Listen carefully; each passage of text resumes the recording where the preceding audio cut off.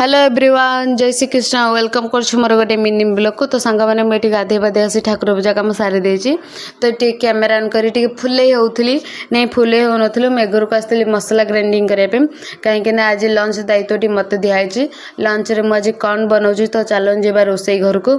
तो चलो तो घर को रोसे घर को आसी टे तेल पकईकि हल्का तेल पकईकि ये सोयाबीन को फास्ट मु बतुरे देती एवं चिपुड़ी चुपड़ाई थोई देती तो ताको भाजीदेली।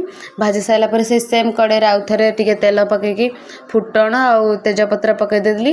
यहाँ मु मसला ग्राइंडिंग करी गोटे हूँ टमाटर अदा पियाज रसुण आउ तेजपत्र जीरा एमती ग्राइंडिंग करदेली। तो मसला को पकईकि कषि देती पाउडर मसला पकईदेली। तापर आउ गोटे कंचा टमाटर पकई देथिली। जेहेतु टमाटोटा कंचा तो ताको टिके हल्का एंती छेची दउथिली काहेकि से मिक्स हबो बोलिकी। तापर पकई देथिली आलू आलू को काटिक रखी कंचा आलू को ताको काटी पकईदेली। तो से लुण पकईदेली। तापर ताको एमती 5 ରୁ 10 मिनट पर्यंत हल्का कषाइबा छाड़देली। तापर भाजिक रखी सोयाबीन को पकईदेली। तापर सोयाबीन को आलू सहित भलसे मिक्स करिकी आहरी 10 मिनट खंडे भाजीदेली कहीं भलसे मिक्स हेल्ले टे टेस्ट भल लगे। तो से मुझे आउ थे माने सोयाबीन आउ आलू को भलसे कषिकी भाजी दउथिली। तो भाजी होगा सैला पर ये मु पानी देदेली। तो सांग मैंने जेहेतु आलूटा कंचा अच्छे सीझेनी मुझे अनुसार एतिक ही पानी देती मु आपण मैंने झोल अनुसार पानी देवे। तो बहुत तापर ये कलरा भाजी देती कलरा जेहेतु मोर फेवरेट तो मुझे टे आगुआ बस टेस्ट करदे। तापर ये कोबी भी भाजी देती कोबी को भी टेस्ट करदेली। तापर पखाल कंसे धरी बसी पड़े ये मुझे एंजॉय करें।